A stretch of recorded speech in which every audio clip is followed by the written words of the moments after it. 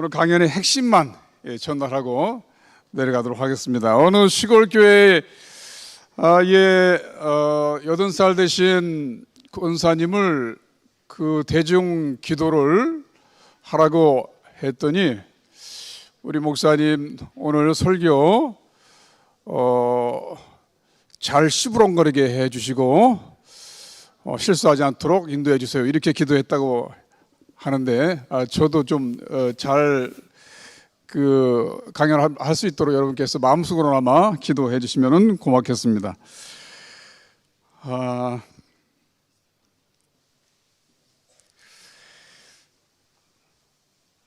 신학교육 전도학회에서는 현대 신학적 발전을 반영하는 복음전도의 정의에 대한 연구를 남감리교 대학의 조직신학자 윌리엄 에브라햄에게 의뢰했습니다. 그래서 그의 역작 The Logic of Evangelism이 나왔는데요. 여기에 전도의 정의가 우리가 한번 귀를 기울여 볼 만한 내용입니다. 전도는 사람들을 처음으로 하나님 나라에 입문시키기 위한 목적에서 진행되는 일련의 의도적 활동들을 말한다. 자, 일련의 활동이라고 했습니다. 일련의 활동이라고 하는 것은 전도가 단순히 우리의 입술의 증거가 아닌 아주 다양한 방식으로, 다양한 형태로 이루어지는 것임을 가르쳐주고 있습니다. 그 일련의 활동 가운데서는 더 이상 유효하지 않은 그런 방법도 있고요. 바꿔야 되는 방법도 물론 있습니다. 그리고 아직 우리가 개발하지 못한 방법도 있을 수 있겠습니다. 우리 군성 현장에서 더 이상 유효하지 않은 방법은 무엇일까요? 또 우리가 더 개발해야 될, 창의적으로 개발해야 될 방법은 무엇일까요? 그러면 우리가 같이 이 시간 생각해 보는 시간이 되었으면 참 좋겠습니다. 지하철에서 지금 어떤 분이 열심히 복음 전거를 하고 있습니다. 저런 전도는 어디에 속하겠습니까? 예. 지금 열정은 상당히 있어 보이시는데 지하철에서 전도받고 교회에 나왔다는 얘기는 거의 들어본 적이 없습니다. 제가. 예. 더 이상 유효하지 못한 그런 방식이 되어버리고 말았습니다. 자기의 열정만으로는 되지 않는다는 것이죠. 네. 그래서 여러 가지 우리가 현장에서 깊이 생각해야 될 그런 문제들이 있습니다. 오늘 조사에 보니까 교회에 오시게 된 계기 가운데에서 제일 많은 그 퍼센테이지를 차지했던 것이 아는 사람의 권유였습니다. 아는 사람의 권유가 52%나 되는데요. 왜 아는 사람이 우리 가운데 적어졌을까요? 전도할 만한 이 아는 사람. 왜 그러겠습니까? 또 아는 사람인데 입을 딱 닫아 걸고 있거나 또 전도를 해도 그 아는 사람이 더 이상 설득력이 없는, 이것이 이제 우리들의 문제라고 하는 것이죠. 전반적으로 그래서 한국교회는 선교 역량의 감소에 와 있습니다. 전도의 능력이 쇠퇴하고 교회 이미지 하락하고 또 시대와 환경이 뒤처진 전도 언어를 사용하고 있고 또 선교에 대한 몰이해가 광범위하게 퍼져 있습니다. 합동교단의 경우 지난 10년간 1,500교회가 설립되고 1,057개의 교회가 폐쇄됐습니다. 2.4일에 1개가 개척되고 3.5일에 1개가 폐쇄됐습니다. 특히 청소년 전도에 많은 장애를 겪고 있습니다. 부모들이 교회 가는 것을 뜯어 말리고 있습니다. 굉장히 어두운 그런 얘기가 아닐 수 없습니다. 제가 대구의 이군 사령부에 가 있을 때에 아는 분, 그 내과 의원을 아시는 분을 찾아갔었는데요. 잠시 대기를 하고 있는데 동네 아주머니 둘이 와서 대기를 하고 계시더라고요. 그러면서 이 원장님은 권사님인데 교회도 잘 나가시고 또 아주 가난한 사람 위해서 활동을 많이 하셔. 굉장히 훌륭한 분이야. 그래. 그렇지. 여기 교인들이 훌륭하긴 해. 그리고 말이야, 애들은 교회를 보내야 돼. 교회 보내야 배울 것이 있다고. 그 얘기가 제가 2011년도에 들은 얘기입니다. 2011년. 요즘 그런 얘기 들을 수 있을까요? 그래, 대건 교회 나가시오? 아니, 난 절에 다니는데. 나도 절에 다녀. 그래, 우린 절에 다니지만 애들은 교회 보내야 돼. 이제 이런 얘기를 더 이상 들을 수 없는 신화 같은 얘기가 되어버리고 말았다는 것이죠. 종교에 대한 무관심과 부정적 시각이 증대하고 있습니다. 여러분 잘 아시다시피. 예. 그래서 지속 가능한 목회, 또 교회의 존재 양식이 필요하다. 그래서 오늘 이 테마와 아주 밀접하게 관계가 있는 것이죠. 이런 분석들은 선교적 교회. 네. 성 프란시스는 말했다고 합니다. 전도하라. 필요하다면 말도 하라. 우리는 전도하면 말부터 하는 거로 생각하는데 그게 아니라 일련의 활동들, 일련의 활동 중에 하나일 뿐이에요. 말을 하는 것은. 그 일련의 활동들을 우리가 어떻게 전개해 나가야 될지 그 답을 조금이라도 얻을 수 있는 시간이 되었으면 좋겠습니다. 여러분 다 아시는 얘기지만은 이게 조금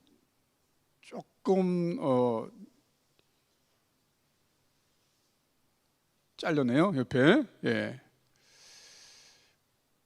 우리 선교 패러다임의 역사를 잠깐 보면은요, 예, 교회 성장 운동 시대가 있었습니다. 마치 실리콘밸리의 이 벤처 기업가가 거라지에 컴퓨터 몇 대를 놓고서 막 서로 연결하고 프로그램 개발하고 그래서 큰 회사를 일궈내듯이 교회에도 비슷한 패러다임을 공유했던 그런 시절이 있었습니다. 아마 지금도 그런 꿈을 꾸고서 가지고서 교회를 개척하는 그런 목회자들이 많이 있을 거예요. 네.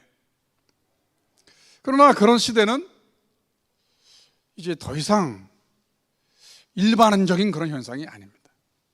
많은 교회들이 문을 닫고 있습니다. 이 시대를 지나서 자연적 교회 성장 운동. 네. 그래서 보다 내적인 그런 힘, 교인들의 어떤 질적인 수준 이런 것들을 향상시켜야 되겠다라는 그런 성찰이 있었던 자연적 교회 성장 운동 시대가 있었습니다.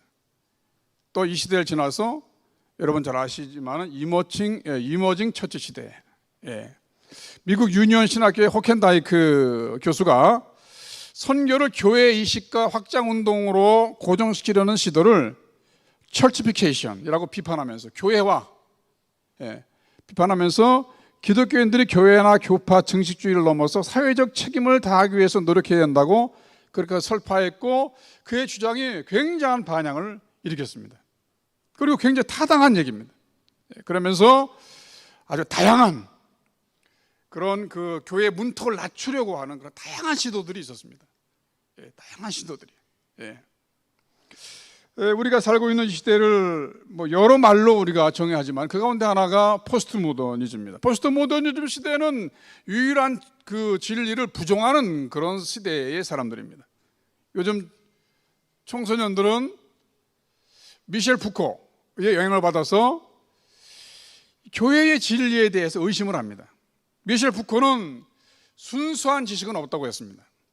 지식이라는 거 순수한 건 없다. 다 어떤 의도를 가지고서 자기의 어떤 밥그릇을 채기 위해서 자기의 어떤 시스템, 조직 이것에 이득이 되는 그런 메시지를 전달한다는 것이죠. 제가 교수입니다. 교수는 내가 배운 것, 나의 학파 그런 것을 이식시키면서 그것을 최고의 것으로 여기도록 학생들에게 은연중에 교육하면서 거기에 빠져나가지 못하도록 점수를 주고 과제를 내고 그러면 그들을 통제합니다. 제가 가르치는 것보다 더 나은 가르침이 있을 수 있지만은 그러나 저는 그들의 자유를 상당히 제한하면서 제 그 울타리 안에서 빠져나가지 못하도록 하는 것이죠. 의사들은 어떻습니까? 중세기에 앙브루아제 파레라고 하는 외과 의사가 있었는데요. 그가 처음으로 프랑스어로 의학 규범을 펴냈습니다. 그때 의사들이 격렬하게 반대했습니다. 격렬하게. 왜? 라틴어로 이 처방전을 하고, 그렇죠. 라틴어로 서로 얘기를 나누고, 환자들은 그냥 거기서 영문도 모르고 그들의 권위에 주눅이 돼가지고 주눅이 들어서 처방해 주는 대로 또 그렇죠? 예? 진단해 주는 대로 그렇게 따라갈 뿐이에요. 거기서 벗어날 수가 없습니다. 의사들은 그런 자기의 공고한 영역을 구축해 놓고 환자들을 감시하고 감독하고 어떤 면에서는 처벌하는 것이죠. 그래 순수한 지식은 없다는 거예요. 순수한 지식은. 요즘 젊은이들은 지식의 순수성을 의심합니다. 기독교만 진리냐? 진리가 하나냐? 그렇게 항변합니다. 이런 시대에 우리가 살고 있습니다. 그렇기 때문에 우리는 더 많은 다양한 그리고 심층적인 일련의 활동들을 가지고서 특히 이 젊은이들에게 접근해야 될 필요가 있다고 하는 것입니다. 저거 지금 미셸 푸코의 얘기죠. 여러분 서대문 형무소를 가보셨습니까?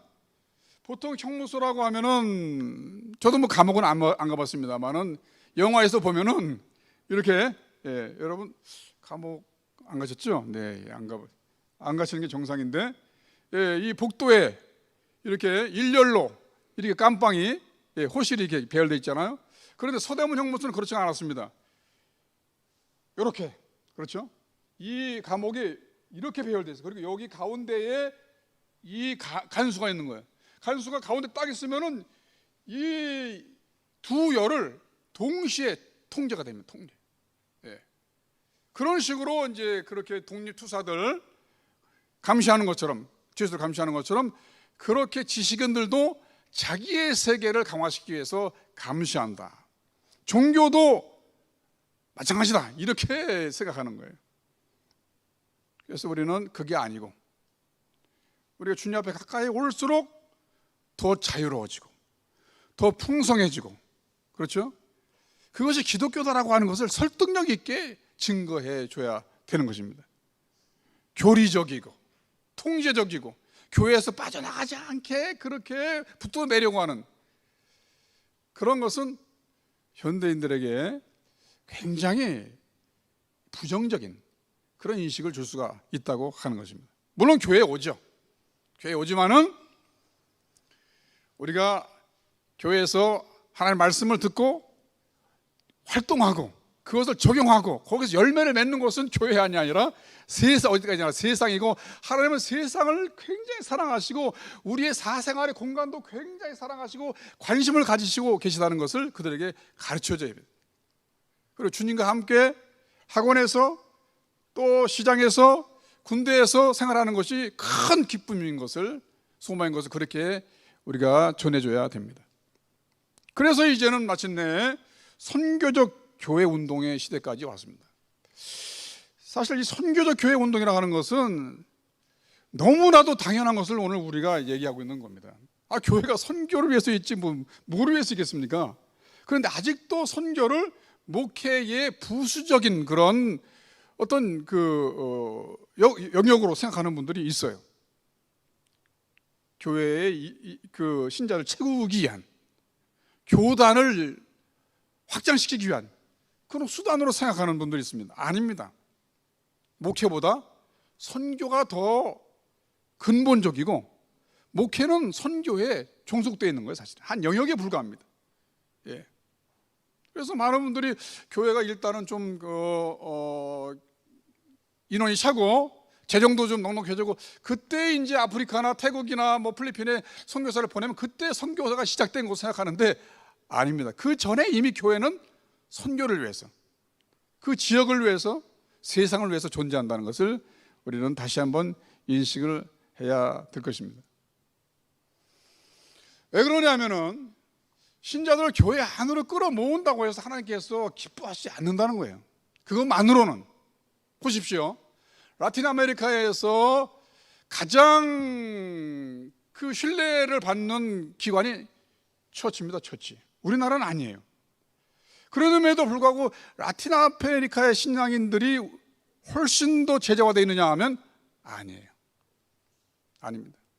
제가 필리핀에 선교를 가보니까 필리핀에서는 그 사순절에 자원자를 골라가지고 실제로 십자가에 못 박는 그런 행사가 있습니다. 이게 장난이 아닙니다.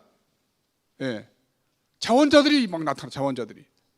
그래서 이 십자가 실제로 못 박히는 고통을 겪는다는 거죠. 예. 이게 끔찍하고 한편으로는 너무너무 참 우리로서는 좀 감당할 수 없는 그런 일들인데, 그렇다면 그 필리핀 사람들이 훨씬 우리보다 신앙적이 되는데 그렇습니까? 아니옵니다. 절대 아닙니다. 멕시코 사람들은 뭐 95%가 다 교회 다닙니다. 갱들도 싸움하러 가기 전에 신부한테 축복 기도 받고 가서 싸웁니다. 총질하고. 네? 그건 그냥 형식화되어 있는, 사회화되어 있는 그런 신앙에 불과한 것이죠. 그러니까 교회 많이 나온다고 해서, 교회가 확장된다고 해서 우리가 등식화했던 하나님 나라가 확장된다, 그게 아니라는 겁니다. 그래서 다시 한번 선교가 무엇인가, 선교도 교회가 된다는 것이 과연 무엇인가를 우리가 생각해야 되는 그런 시기에 왔다는 것입니다. 고전적 이론가인 레슬리 뉴비기는 삼위일체 하나님의 선교를 주장하면서 교회의 선교적 본질을 강조합니다. 뉴비기는 교회를 교회답게 만드는 요소가 선교라고 주장하고, 선교는 교회의 여러 프로그램 중 하나가 아니라 교회의 본질이요 핵심이라고 그렇게 말하고 있습니다. 여러분 보십시오. 저도 뭐 엊그제 미국에서 왔습니다만은 미국의 기독교인의 예를 한번 보겠습니다. 자, 미국 기독교인 중에 개신교인. 네. 제가 식당을 가보니까요, 남부의 일인데, 한 가족인지 모르지만 한 5-6명의 그 백인들이 식당에 들어오더니 한국 식당입니다. 식당에서 손을 꽉 잡더라고요, 전부 다요. 그리고서 기도하는 거예요, 기도. 식사 기도를. 저는 그 모습을 보고서 너무나 감동먹어, 사실은요. 너무나 뜨겁고 보기가 좋았습니다. 우리 한국 사회에도 볼 수 없는 그런 장면 아니겠습니까? 예? 식당에서 손을 꽉 잡고 뜨겁게 감사 기도를 드리는 거예요. 물론 그분들은 진실한 그리스도인이겠죠. 그런데 일반적으로 볼 때 교회 다닌다면 다 그리스도인이 하면은 실체를 따져 들어보면은 많은 복합적 요소로 구성되어 있다는 걸 알 수가 있어요. 청교도 신앙, 그 가운데는 애국주의, 그렇죠? 미국 제일주의, 그렇죠? 그 다음에 실용주의, 자본주의, 뭐 개척 시대 때의 그런 그 총기에 대한 어떤 그 애착, 그렇죠? 뭐 인종주의, 다는 아니지만 그런 것들이 다 복합돼서 하나의 기독교 신앙, 개신교 신앙을 만들고 있는 거예요. 그래서 저는 그런 걸 보면서 정말 하나님 앞에 순수한 기독교 신앙을 가진 사람이 과연 몇 명이나 있을까? 교회 다니는 사람 가운데에도. 예? 교회만 다니면은, 교회만 커지면 하나님 나라가 확장됩니까? 아닙니다. 하나님의 뜻이 이루어져야 돼요.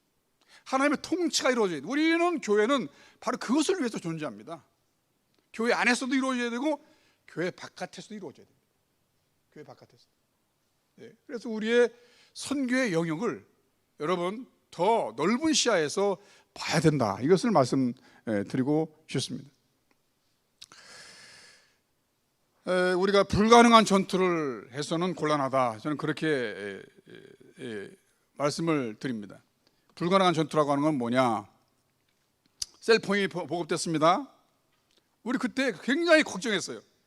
야, 셀폰 보급되면은 이거 그거 게임하고 애인한테 전화하고 친구한테 뭐 카톡하고 교회 나오겠어?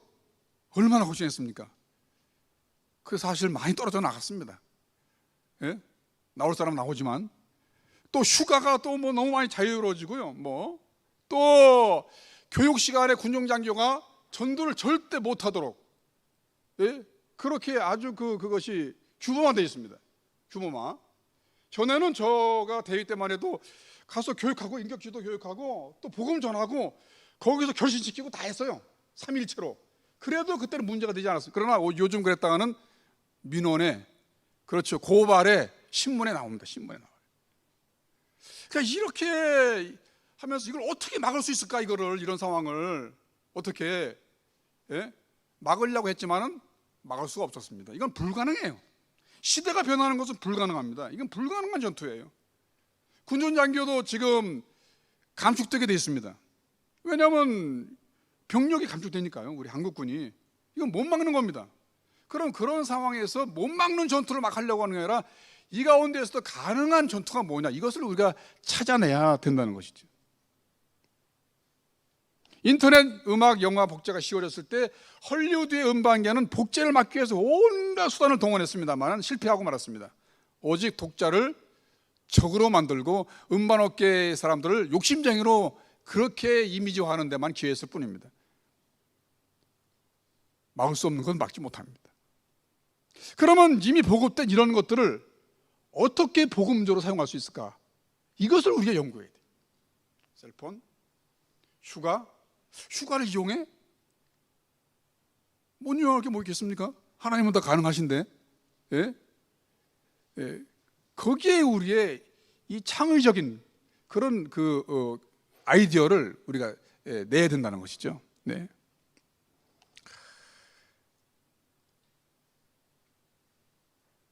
그리고 교회 구조의 인식, 이것을 변화시켜야 됩니다. 현대 목회 사역을 우리가 이해를 해야 되고, 신학교도 마찬가지입니다. 옛날의 목회가 아니라 이제는 새로운 시대가 됐습니다. 그래서 목회자는 새로운 이 목회가 시작됐다는 것을 인식하면서 자기의 그런 그 양식을 키워나가야 돼요. 역량을요. 이전의 목회자들과 지금 이 현대 목회자들은 상당히 다릅니다. 문화의 설계자, 환경운동연합의 일원이 되고요. 왜냐하면 이 세상 환경은 하나님의 창조물이니까 우리 깨끗하게 써야 되지 않습니까? 예. 또 라이프 코치, 삶을 노년에서부터 학생, 예, 그렇죠. 라이프 코치를 해줘야 됩니다. 우리가 또 미래의 삶이 얼마나 변합니까? 그리고 눈을 탁 닫아 걸고서 말해 우리가 말씀만 전하면 돼. 그래가지고는 안 되거든요. 이 미래가 아주 현란하게 변하는 것을 보면서 미래의 전략 어떻게 짜야 될지를 우리가 교회도 그렇고 신자들도 우리가 어느 정도 가이드를 해줘야 됩니다. 그리고 새로운 일상이 중요하죠. 왜냐하면 교회에서 지내는 시간은 10분의 1밖에 안 되니까요. 일상의 건축가, 천국의 대사, 이런 다양한 역할을 하는 것이 목회자입니다. 그래서 신학생들도 이런 역량을 키워주도록 신학 모든 그 커리큘럼을 새롭게 다 갈아엎어야 됩니다. 시대가 변했습니다. 그럼 군성교는 어떻게 했습니까? 제가 여기서 시간상 그런 자세한 방법론은 다 논의할 수는 없고, 이제 질문을 여러분에게 드리는데 만족해야 될 것 같은데요. 네. 장신대학교 박보경 교수는 말했습니다. 구원은 영혼만으로 이루어지는 것이 아니고 전 존재적으로 일어나야 하는 것이며, 경제적 정의를 실천하고 타인을 소외시키는 일에 저항하고 연대하며, 또한 삶의 절망에 희망을 구하고 정치적 억압에 대항하여 인간의 존엄성을 회복하는 그것이 온전한 구원이라고 하는 통전적 구원의 이론에 근거해서 그것을 실천하는 것이 통전적 선교다, 이렇게 얘기를 했습니다. 여러분이 어느 정도 여기에 동감하실지 모르지만은, 그래서 한 신앙인을, 그렇죠, 우리가 지역사회를 개발하고 경제적으로, 사회적으로, 신체적으로, 영적으로, 정치적으로 자립하도록 그리스도인의 자유로운 영혼과 주님께 대한 충성을 양립하면서 그렇게 독립적으로 살아가도록 돕는 것, 이것이 목회자의 일이라는 것을 여러분 한번 생각해 보시면 좋겠습니다.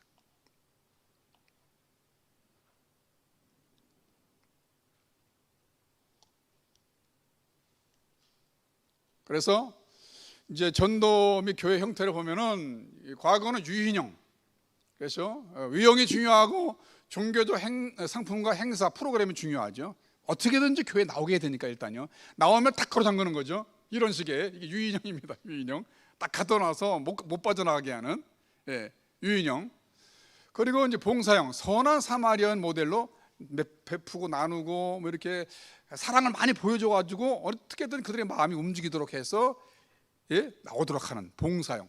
그 다음에 이머징 처치에서 역점으로 두었던 것이 문턱을 낮춰서 쌍방적으로 교감하고 일상 가운데서 같이, 그렇죠, 생활하고, 예, 이렇게 이 소통형.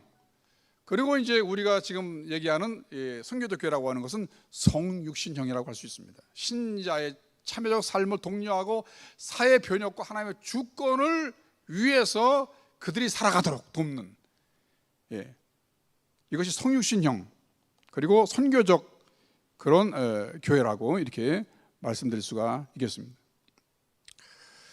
그래서 이제 이 선교적 교회에 대한 원리들을 몇 가지 말씀드리겠는데요. 첫째는 회심과 질적인 성장을 추구해야 된다는 것이죠.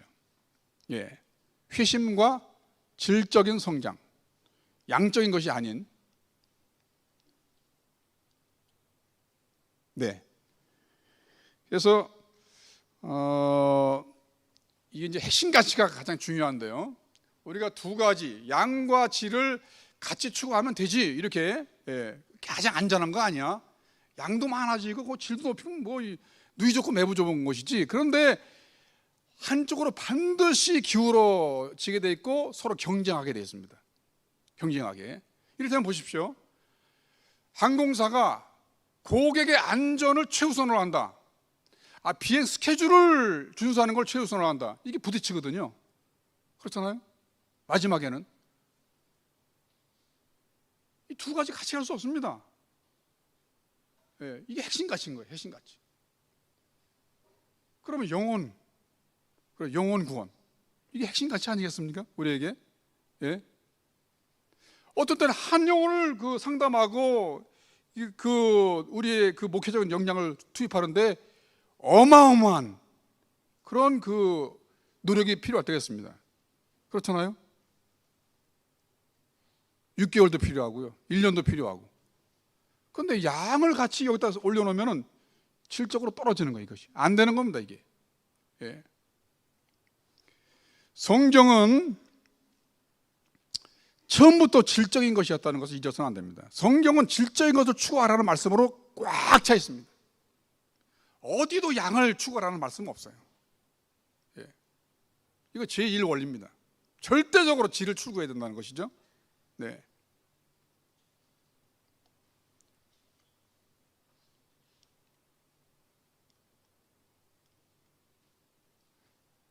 자, 이를테면 보시죠. 짤막한 예를 들겠습니다. 저 대통령 취임식인데, 김대중 대통령 취임식인데 김영삼 대통령 표정이 안 좋네요, 별로요. 네. 근데 대통령 취임식에 가서 우리 뭐라고 합니까? 역사에 남는 훌륭한 대통령 되십시오, 이렇게 축하 인사하죠. 계실 때 행복하십시오, 이렇게 말하지 않습니다. 바보지. 아니 무슨 대통령이 행복하기 위해서 대통령 합니까? 아니잖아요. 경찰 임관식에 민중의 지팡이로서 정말 신뢰할 수 있는 그런 경찰이 됐어요. 훌륭한, 그렇게 얘기하죠. 맞습니다. 너 행복한 경찰 돼야 돼, 그렇게 얘기하지 않습니다. 결혼식은 어떻습니까? 그런데 결혼식에 가서는 거의 99은 100이면 99 행복하세요. 그래, 행복하세요.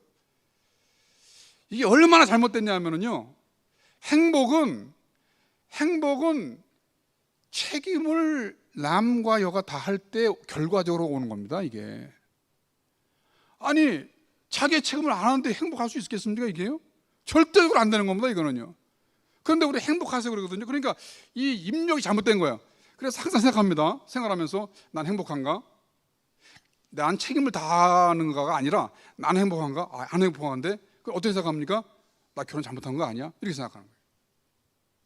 이게 굉장히 물론 그렇다고 해서 뭐 책임 다하라 말하기는 어렵겠죠, 사실은요. 그러나 질적인 책임을 다해야 행복이 오는 겁니다, 사실은. 교회는 어떻습니까? 말할 것도 없죠. 예? 우리가 행복하면 답니까? 아닙니다. 하나님이 행복하셔야 돼. 하나님 행복한 것은 많은 사람이 오는 게 아니에요. 그렇죠? 오해하시면 안 되는데, 예? 변화된 사람, 회개하는 사람, 그렇죠? 예? 예수님 앞에 무릎 꿇는 사람, 그 사람을 하나님은 좋아하시는 거예요. 그래서 우리는 가치를 거기에 두어야 된다. 제1 원리입니다. 제1 원리고, 그 다음에 제2 원리는 뭐냐? 세상에 대한 존중입니다. 우리는 세상에 대해서 너무 이원론적인 설교를 할 때가 많습니다. 세상은 타락하고 말이야. 세상은 무서운 곳이고 말이야. 예? 가급적 가지 말고, 강남도 가지 말고, 이태원도 가지 말고, 홍대 거기도 위험하고 말이에요. 갈 데가 없어요. 예? 그러나 예수님은 창녀까지도 존중했다는 사실을 우리가 알아야 됩니다. 홀대받던 사마리아인, 세리들, 반쪽짜리 인간으로 취급받던 어린아이들, 그렇죠? 제가 한 번은 군에서 회식 가는 것이 이 목사로서는 굉장히 힘든 일인데요. 뭐 식사는 한 15분이면 끝나잖아요, 군대에서. 그러고 나서는 한 2시간을 술 돌리는 걸 앉아서 지켜봐야 되거든요. 그리고 그만큼 사이다를 마셔야 됩니다. 콜라를. 술을 못 먹으니까. 이것도 고역. 몇 잔 먹으면 취합니다. 이 사이다, 콜라도. 그래서 그냥 그래서 안 가고 싶은 것이 회식 자리거든요, 목사로서는. 근데 제가 안 갈 수 없어서 어느 회식 자리에 참석했습니다. 술이 거나하게 들긴 취해가지고요. 정훈 참모가 저한테 오더니, 목사님 술 못 드시죠? 잘 안 해. 사이다 한 잔 드세요. 사이다 딱 따라주더니, 제가 잠깐 앉아도 되겠습니까? 앉으세요. 예, 앉으세요. 제 동생이 목사예요. 제가 고등학교 때까지 교회에 다녔고요. 제가 학생회장도 했습니다. 저는 전혀 몰랐어요, 그 얘기를. 전혀. 제가 아마 그 회식 자리에 참석하지 못했으면 영원히 듣지 못할 고백을 거기서 들었습니다. 이야, 그러니까 우리가 술자리에 찾아가려는 일부러 가는 게 아니라 이 컨택 포인트를 가져야 되겠더라고요. 이 컨택 포인트를 어떻게든지 죄인들이라도, 그렇죠, 죄인들의 자리라도 우리가 내려가서 그들과 같이 시간을 보내야 되겠더라고요. 어떻게든지요. 예? 그래야 이 접촉점이 생기는 거예요. 접촉점이. 세상에 대해서 존중해야 됩니다. 예. 왜냐하면 세상도 하나님의 것이니까. 예. 하나님의 것이니까. 그리고 제3 원리는 무엇입니까? 제3 원리는 새로운 방식 찾기죠. 새로운 방식. 복음은 변하지 않지만은 방법은 변합니다. 그래서 여러분, 종교개혁자들은 어떻게 했습니까? 종교개혁자 문서전도, 그렇죠? 문서전도, 예? 그리고 찬양전도, 이런 것을 개발해냈어요. 그리고 어마어마한 효과를 가져왔습니다. 그러니까 오늘날 어떤 방식을 새롭게 우리가 개발해야 될지, 그렇죠? 예, 이것을 우리가, 그래서 앞에도 말씀드렸지만 복음적 삶이라고 하는 것은 결국 새로운 관계를 맺는 거예요. 세상과 새로운 관계. 관계를 끊는 것이 아니라, 여러분 여기에 유념하시기 바랍니다. 관계를 끊어버리는 것이 아니라 새로운 관계를 맺는 것이다. 새로운 관계를 맺는 것이다. 예? 여러분, 요셉의 사역 현장을 보십시오. 감옥에서 떡 빚었던 그 관원과 술 빚었던 관원을 만납니다. 그리고 꿈을 해석해줘요. 신통방통한 능력이죠. 그러나 중요한 건 그게 아니고, 그가 감옥에서 그들과 함께하며 그들의 꿈을 해석했다는 거죠. 그들의 고민을 들어줬다는 것이죠. 예. 그럼 오늘날 우리의 전도 방식은 어떻게 되느냐? 컨택 포인트를 어떻게든지 늘려야 된다는 거죠. 그걸 찾아야 됩니다. 단시간에 어떻게 끌어와가지고 말이야, 한 번에 세례주고, 그것이 아니라 그게 가능하면 좋죠. 근데 그게 잘 안 되니까 어떻게든지 이 용사들과의 컨택 포인트를 늘려가는, 그것을 찾아야 된다는 겁니다. 쉬이 되지 않더라도. 그리고 제4 원리는 뭡니까? 서로에게 선한 사마리아인 되기입니다. 선한 사마리아인. 이게 좀 시간이 제한돼서 좀 건너뛰겠습니다. 여러분, 선한 사마리아인 비유 아시죠? 네. 선한 사마리아인, 그 실험을 1978년에 날리와 베슨 교수가 신학대 학생들을 대상으로 실험을 했습니다. 절반에게는 선한 사마리아인을 주제로 설교를 하라고 그렇게 과제를 주고, 나머지는 이와 관계없는 설교를 하라고 과제를 줬습니다. 그리고 이 학생들이 설교를 하러 예배당에 가는 도중에 길거리에 연출, 예? 한 청년을 강도가 숙여가지고 피를 흘리고 쓰러지게 만들었어요. 자, 그리고 관찰했습니다. 피실험자들 가운데에서 시간이 촉박하다고 여긴 학생들 중에 10%만이 도움을 줬습니다. 그리고 두 번째, 시간이 적당히 남아있다고 생각한 학생의 40%가 도움을 줬습니다. 세 번째, 시간과 마음의 여유가 있었던 학생들의 63%가 도움을 줬습니다. 이건 무엇을 의미하느냐면은, 선한 사마리아인이라는 설교를 하고 안 하고가 중요한 게 아니라, 그 얘기를 알고 안 알고가 중요한 게 아니라는 거죠. 자기 계획에 빠져 있는 사람들, 곧 자기 목표 지향적인 사람들은 다른 사람들에게 관심이 없고, 결과적으로 복음의 본질을 외면하게 된다는 것입니다. 그러니까 선한 사마리아인, 우리가 병사들한테, 용사들한테 선한 사마리아인 되라고 할 게 아니라 우리 이 선교적 사명을 가진 우리 그룹 있잖아요. 이 군대 안에서 선교적 그 사명을 가진 우리 그룹들이 서로에게 선한 사마리아인이 먼저 돼야 됩니다. 예. 이것을 말씀드리는 거죠.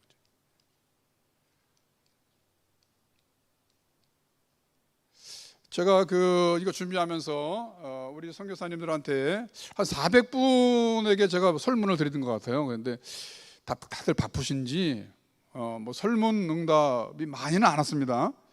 그래서 설문 분석을 해보니까요, 예, 뭐죠? 이 굉장히 작네. 예.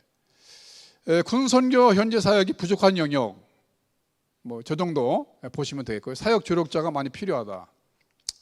그다음에 군종장교와의 정기적인 회의나 간담회를 가지느냐 했더니 아니다라고 하는 답변한 그룹이 더 많았습니다. 문제죠. 네. 그다음에 군선교사의 사역 유형, 자비량이 50%죠. 네. 그래서 이런 문제들에 대해서 우리가 관심을 적극적으로 기울여야 된다는 거죠. 네. 그리고 군종장교와 군선교사의 업무 공유 정도는 그런 편이다. 가 대충 좀 많고 긴밀하지 않다, 소원하다도 많았습니다. 전역 장벽의 민간 교회 연결 횟수, 그렇죠. 많이들 다르고요. 군선교회 사역에 필요한 교육, 그 지원 요망 프로그램도 많았고요. 군선교를 위해 관심과 노력을 기울여야 될 부분들이 저렇게 많이 나타났습니다. 전반적으로 군선교사 그리고 준부사관들 에 대한 그런 관심, 또 역량 개발, 또 복지 이런 것에 더 많은 그런 관심을 기울여야 된다는 것을 답변을 해 주셨습니다. 그래서 선교적 교회 특징이라고 하는 것은 뭐냐, 이제 결론을 내리겠습니다. 플랫폼, 그렇죠? 하나의 기반 시설이죠, 기반 시설. 플랫폼 형태. 그래서 같이 쓰고 같이 공유하고, 그렇죠, 같이 협력하고 하는 이런 플랫폼이 되는 우리 모든 그 군선교 기관들이, 그리고 상호, 그렇죠, 소통하는 그런 기관들이 되어야 되고, 두 번째는 오케스트라, 지휘자는 예수 그리스도고 우리는 전문성과 그리고 아름다운 합주를 위해서 부름을 받았다는 것이고, 그리고 미시오 데이 스피리트, 그렇죠, 이런 마음을 가져야 된다. 어떤 세계는 하나님의 세계고 우리는 앞으로 일어날 때에 대해서 경외심을 가져야 되며, 하나님이 창조만 하시고 그냥 팔짱 끼고 계신 것이 아니라 계속 세상을 새롭게 창조해 나가신다. 과학자들도 세상은 그냥 창조된 가운데 가만히 있는 것이 아니라 계속 새롭게 이렇게, 그렇죠, 하나님의 창조 능력을 따라서 변화되어 간다는 것을 깨닫고 있는 거예요. 그래서 영국의 유명한 그 과학자분은 과학을 할수록 세상은 우주는 큰 하나의 생각과 같다는 것을 느낀다는 거죠. 그냥 있는 그런 물질이 아니라 하나의 거대한 생각, 하나님의 생각이죠. 거기에 맞춰야 된다는 것이죠. 그래서 아직도 논쟁 중이긴 하지만은 이것 하나는 이제 우리가 미시오다의 그 스피리트 강조할 때 하나는 우리가 좀 강조하고자 합니다. 하나님의 선교에서, 선교라고 하는 것은 근본적으로 교회 행위라기보다는 하나님의 성품이다. 하나님의 성품이 온 세상에 구현되는 것, 이것이 우리의 선교다는 것이죠. 우리의 선교. 그것을 위해서 우리가 협력할 뿐이에요. 우리는 종일 뿐이죠. 네.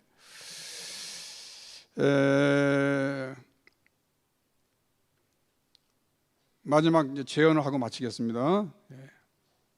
그래서 공동체적인 제가 이제 군대에서 제대하면서 그 책을 한 권 썼는데요. 여러분들이 기회가 되시면 한번 참고하시면 좋겠고, 이미 읽으신 분도 많이 계시더라고요. 그래서 우리 용사들, 장교들도 마찬가지고 공동체적 체험이 중요하다. 지식만으로는 이게 신자화된다는 것이 굉장히 제한적이라는 것이죠. 지식화, 사회화, 문화화, 영성화까지 가야 되겠네요. 영성화까지. 지식화는 초기 단계입니다. 그것을 우리가 만족할 수 없어. 그래서 우리가 군대에서 뭐 양육 많이 했다고 가르쳤다고 해서 이게 되는 게 아니거든요. 사실은요. 영성화까지 가는 데는 이게 너무나 그렇죠. 이게 이 단계가 많이 남아 있는 거예요. 지식과 사회화, 문화와 영성화거든요. 영성화. 그래서 공동체적 체험이 굉장히 지식보다는 더 많이 가슴이 남는다. 그래서 수련회 가능하면 서로 방문하는 거, SNS 활동, 멘토링 이런 거, 그리고 전적이고 상시적인 돌봄, 숫자에 연연하지 않는, 그렇죠, 전적으로 그 한 영혼을 돌보는 그런 마음을 가져야 되고요. 그리고 창세기에서부터 요한계시록까지 이건 우리 욕심입니다.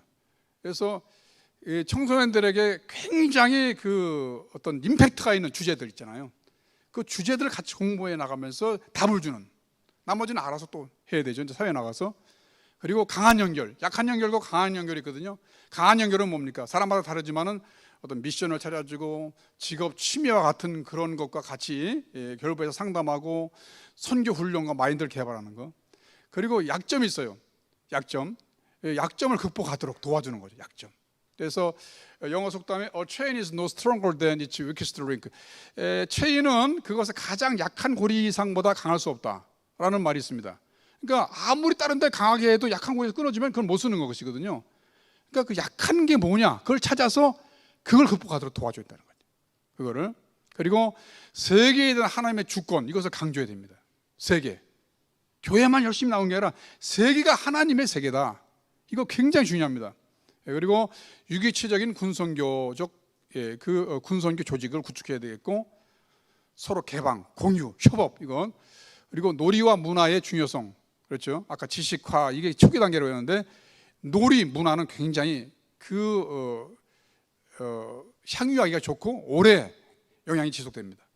그리고 군생활 마지막이 아니라 초기부터 공동 양육하는 민간교회와 이런 시스템을 가야 되고, 그리고 자원의 공유 및, 우리가 자원이 다 딸리잖아요. 아까 보면은요, 특히 대대급, 연대급도 마찬가지고.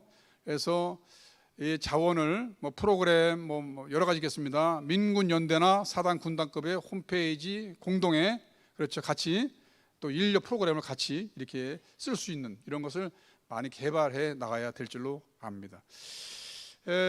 뭐 군성연합회에서 보니까 그 비전 2030 뭐 실천운동, 거기에 책 제가 쭉 읽어봤습니다. 뭐 다양하고 아주 굉장히 많은 노력을 기울이고 있기 때문에 그 뭐 제가 강론은 좀 생략하고 좀 총론적인 부분을 이 시간 여러분들에게 소개를 했습니다. 들어주셔서 감사합니다.